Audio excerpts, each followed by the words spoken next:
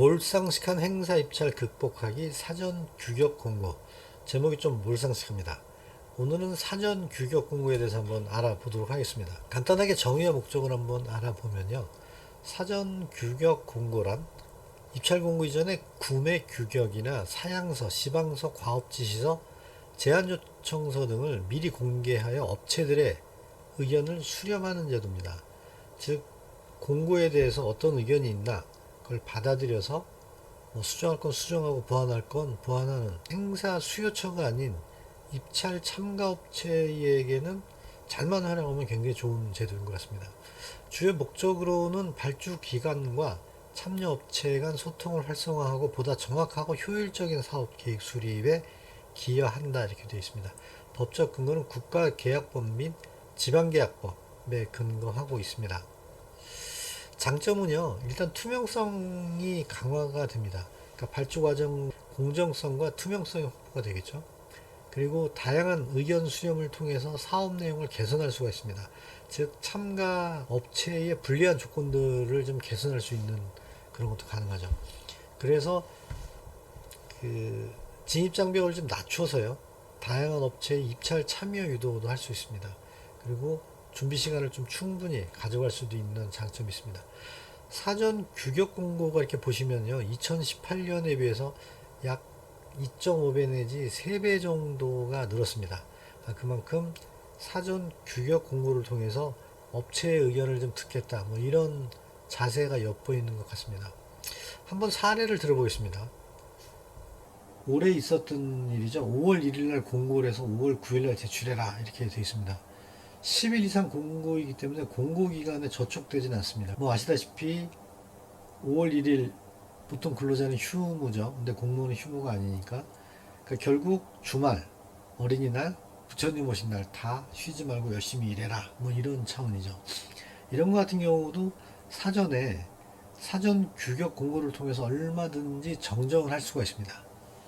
또 그 다음 두 번째 보면은 입찰 참가 조건의 장벽이 높은 경우가 있어요. 그러니까 진입 장벽을 높게 한 거죠. 그래서 업계에서는 이런 게 나오면 야 이게 누군가 짰구나 이렇게 생각을 할 수밖에 없죠. 또 정량 점수 편차, 이게 2번, 사례 2번과 뭐 비슷하겠지만 예를 들어서 점수를 주는데 인원수라든지 매출액이라든지 규모라든지 이런 것들을 그 좀 큰 규모의 회사에 맞춘다 이렇게 됐을 때 자본업체들이 좀 불리하겠죠. 그래서 이런 것들도 시정할 수 있습니다. 그런데 우리가 간과해서는 안 될 게 있습니다. 이 양날의 검이라고 장벽을 낮추면은 신생업체나 소규모 업체들은 분명히 유리합니다. 그런데 반면에 좀 규모가 있는 업체라거나 좀 연역 있는 업체는 좀 불리하겠죠. 그래서 이게 어떤 경우에는 큰 규모의 업체에 불리할 수도 있고 유리할 수도 있고요. 그래서 좀 더 구체적으로 알아보기 위해서 실제적으로 한번 찾아보겠습니다. 구글에서 사전 규격 공고를 치면 이렇게 나옵니다. 그 사전 규격 공고를 들어가서 행사를 한번 쳐보겠습니다. 업체 등록수가 이렇게 돼 있잖아요.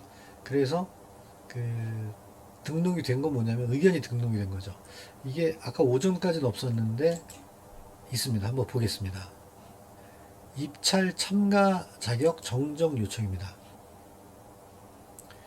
역시 이거 같은 경우도 엑스포 행사 부스 설치를 위해서는 나라장 투에 등등등 한번 읽어보시면 되겠지만 이게 뭐냐면 부스 장치 관련된 협회 혹은 조합, 단체 아니면 어떤 특정 회사가 자기네한테 유리하게 하고자 하는 겁니다. 즉 기타 행사 기획 및 대행 서비스는 삭제하고 전시용보관 설치 디자인 서비스로 참가 자격을 부여해야 된다.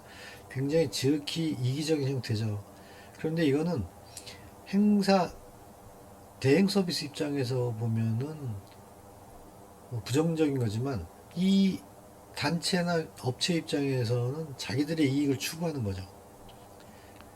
업체나 단체명을 말하지는 못하지만 여기는 항상 2의 1입니다. 그래서 행사 대행 서비스를 빼라. 대신에 부스 장치를 갖고 있어라. 제가 예전에 이런 경험이 있었습니다. 여기 단체장과 만나서 협의를 본 게 뭐냐면 전체 규모에서 예를 들어서 20% 가령 1억짜리 행사가 있으면은 부스가 들어가는 게 약 2천만 원 정도가 되면은 뭐 합당하다 이렇게 얘기해서 합의를 봤는데 뭐 그때뿐이겠죠. 엑스포에서 부스가 차지하는 부스 장치가 들어가는 게 전체 몇 퍼센트가 되겠습니까? 그렇게 높지 않을 겁니다. 그래서 여기는 어쨌든 자기들의 이권을 주장하는 이제 그런 경우고요. 근데 우리도 좀 반성해야 됩니다. 행사 대응업에 그런 권리를 내세우거나 혹은 이거에 대해서 대응하는 데 있습니까? 없죠. 우리가 좀 하면 좋겠습니다. 또 한번 다른 걸 보겠습니다. 아, 여기도 또 있네요. 이거 보시면 행사 기획 서비스 빼고 국제 행사 기획 및 대행 서비스만을 소지한 자로 하여야 합니다. 역시 이기적인 겁니다. 자기들만의 어떤 권리를 내세우는 거죠. 그러니까 역시 이것도 행사 대행에 있는 사람들이 들어가서 이런 것들도 한번 의견을 다는 게 좋죠. 안 되면 뭐 저라도 해야 되겠습니다. 자, 보시면 국회 입법 이렇게 있습니다. 자, 이분이 보니까 똑같이 아까 부스 뭐 이런 거죠. 근데 어떤 분이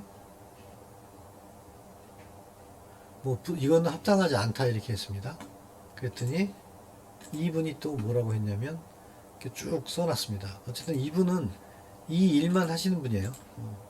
아마도 단체나 관련된 회사에서 이 일만 하시는 분 같습니다. 제천 정원박람회 같은 경우도 한번 보겠습니다. 입찰 참가 자격에 대한 기준 이렇게 되어 있는데 행사 자체가 뭐 정원박람회 가든쇼 등등등입니다. 그런데 이거와 무관한 문화예술행사 축제박람회 관련 전시행 행사 대행이 포함되어 있다 이거죠. 그래서 입찰 참가 자격 기준에 준한 이거를 넣어달라. 이 실적 기준을 넣어달라니까 아마도 이 회사가 이런 실적 기준을 갖고 있는 것 같습니다. 보시면 어떻습니까? 상당히 이기적이죠.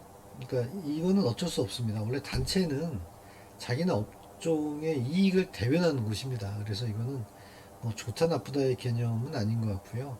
다만 행사 대행 서비스는 이런 역할을 하는 사람들이 별로 없습니다. 아니 거의 없습니다. 그러니까 이게 어떤 맹점이 있냐면요. 사전 규격 공고에서 얼마든지 우리의 권리를 내세울 수 있는데 일단 직원들은 별로 관심 없겠죠. 대부분 뭐 사장님들이 관심 있을 것이고요. 그리고 이런 그 업을 대변하는 단체가 있다면 단체에서 이거 해야 됩니다. 그런데 불행하게도 이벤트 행사 쪽은 없습니다. 그래서 이런 걸 제안을 하나 하자면 우리가 좀 덜 바쁘신 분이나 아니면 어느 정도 소명 의식이 있는 분들 가끔 들어가서 이런 걸 한번 우리가 우리 업을 위해서라도 한번 해보는 게 어떤가. 내가 나서서 한번 이 대응을 한번 해보는 게 어떤가. 이렇게 제안을 한번 드리겠습니다.